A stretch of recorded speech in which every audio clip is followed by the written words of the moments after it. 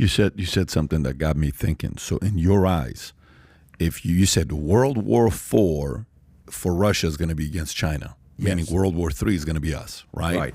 So if, let's just say, Russia does choose to attack Ukraine, U.S. gets involved, and Russia says, screw this. I'm sick and tired of the way U.S. Biden administration is handling it. I'm attacking U.S. as well. Done. But I'm going to take a different angle.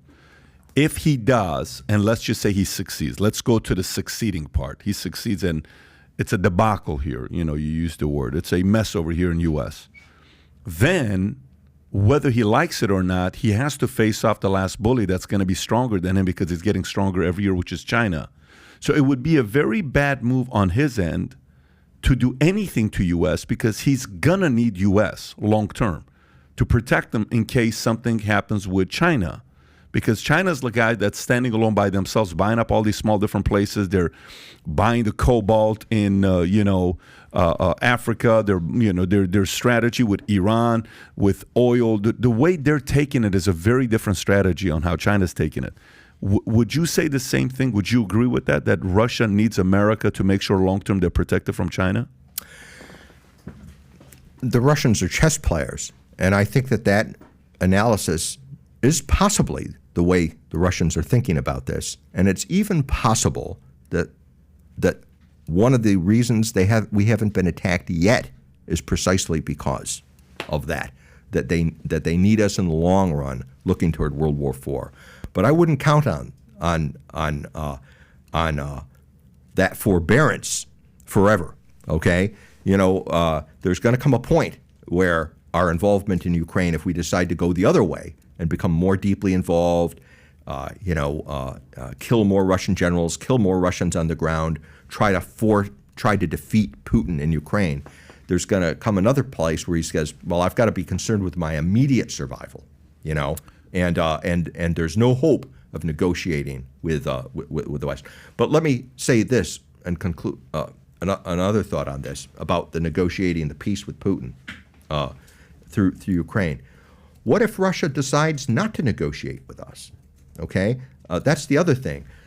I mean, one of the hardest things in managing foreign policy and defense policy is situational awareness. What is our situation vis-a-vis Russia? Is it possible to play ball with them the way we did with Stalin in World War II? Mm-hmm. And it will tell us so much if we try to negotiate with Putin on the basis of his own peace treaty, and then he says, no deal. I don't. This treaty that I'm not even going to negotiate you with that treaty because I'm in Ukraine now. That's going to tell us a lot about what this war in Ukraine is really about for Putin. It will tell us, I believe, that Putin is Stalin and Z is Hitler in 1939, and Ukraine is Poland. Z meaning G. Yeah, the dictator of China. Yeah. And Ukraine is Poland all over again.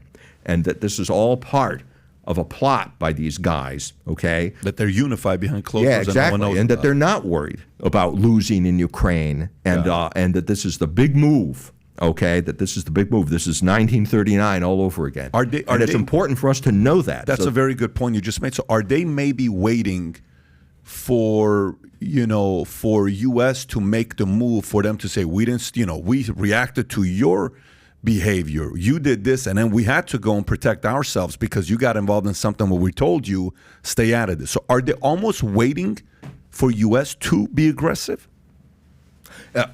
That could be the case. They could be wanting the U.S. to come into Ukraine.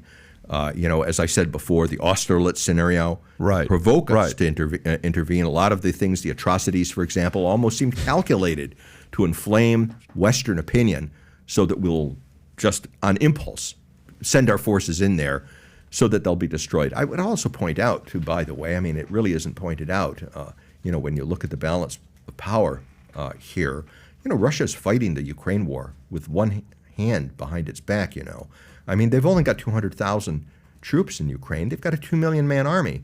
They've got 20,000 tanks. They only have, 4,000 tanks or so. The Air Force has hardly played that significant a role. The Air Force has really held back.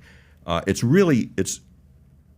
it's either incredibly gross incompetence, which is what we're being told, or something else is going on here in terms of holding back all this power. And I think it's time for us to be less dysfunctionally optimistic and a little more paranoid before we go forward and think about, if we're wrong, again, here, the way we were in Afghanistan and the way we were in Vietnam, what's the worst that could happen? And the worst that could happen is the destruction of the West if we play this thing all over. So if you like this clip and you want to watch another one, click right here. And if you want to watch the entire podcast, click right here.